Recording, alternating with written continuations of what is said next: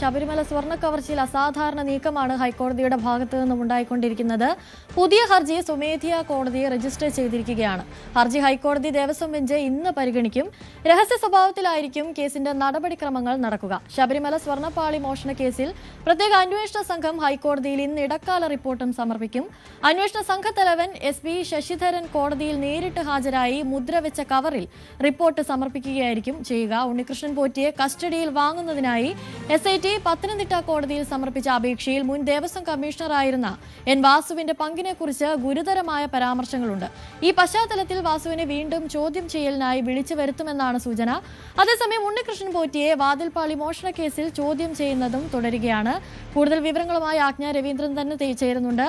ആജ്ഞ, അതീവ രഹസ്യമായി കോടതിയുടെ നടപടികൾ പുരോഗമിക്കുന്നു എന്നുള്ള വാർത്തകളൊക്കെയാണ് പുറത്തുവരുന്നത്. എന്താണ് നിലവിലെ സാഹചര്യം?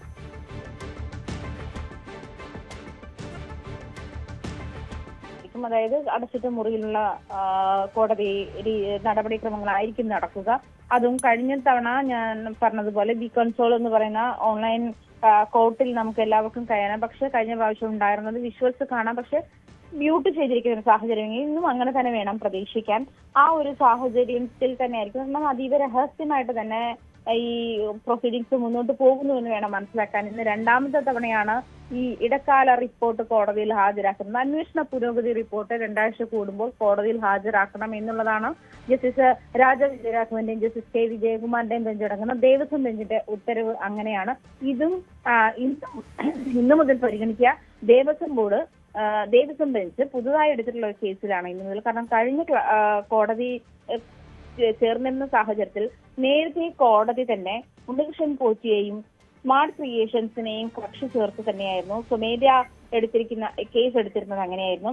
അതേസമയം ഇന്ന് കഴിഞ്ഞ കോടതി ചേരുന്ന സാഹചര്യത്തിൽ, കഴിഞ്ഞ തവണ കോടതി ചേരുന്ന സാഹചര്യത്തിൽ ആ കേസ് അവസാനിപ്പിച്ചു. പുതിയ ഒരു ഹർജിയാണ് കോടതി പരിഗണിക്കുന്നത്.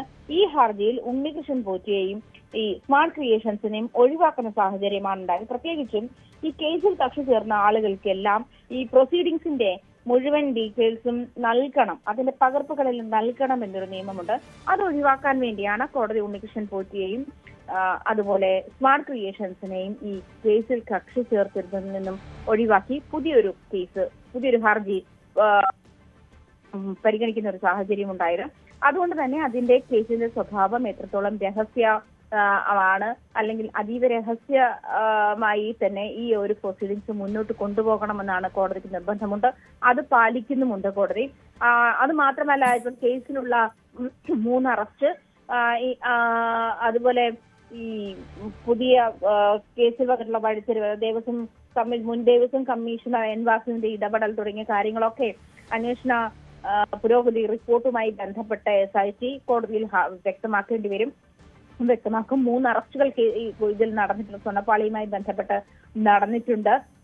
ഉണ്ണികൃഷ്ണൻ പോറ്റി, അതുപോലെ ദേവസ്വം ഓഫീസർ മുരാരി ബാബു, അതുപോലെ എക്സിക്യൂട്ടീവ് ഓഫീസർ മുരാരി ബാബു, അതുപോലെ മൂന്നാമത്തെ അറസ്റ്റ് മുൻ എക്സിക്യൂട്ടീവ് ഓഫീസർ സുധീഷ് കുമാർ തുടങ്ങിയ ആളുകളുടെ അറസ്റ്റുകളൊക്കെ രേഖപ്പെടുത്തി കഴിഞ്ഞിട്ടുണ്ട്. ഒരുപക്ഷെ N വാസുവിന്റെ അറസ്റ്റുമായി ബന്ധപ്പെട്ടും അറസ്റ്റിലേക്ക് SIT നീങ്ങിയേക്കാം. അത്തരം കാര്യങ്ങളൊക്കെ ഇന്ന് കോടതിയിൽ ബോധ്യപ്പെടുത്തുന്നുണ്ട്. എന്തായാലും സ്വർണം പോയ വഴിയും ഹൈദരാബാദിൽ നിന്നും ബെല്ലാരിയിൽ നിന്നും സ്വർണം കണ്ടെടുത്ത സാഹചര്യം, അത് മാത്രമല്ല N വാസു ഈ ദേവസ്വം കമ്മീഷണറായിരിക്കുന്ന സാഹചര്യത്തിൽ ഉണ്ണികൃഷ്ണൻ പോറ്റി ഏതോ ഒരു പെൺകുട്ടിയുടെ കല്യാണത്തിന് സ്വർണം ഉപയോഗിച്ചോട്ടെ എന്ന് അറിയിക്കുന്ന മെയില് തുടങ്ങിയ കാര്യങ്ങളൊക്കെ.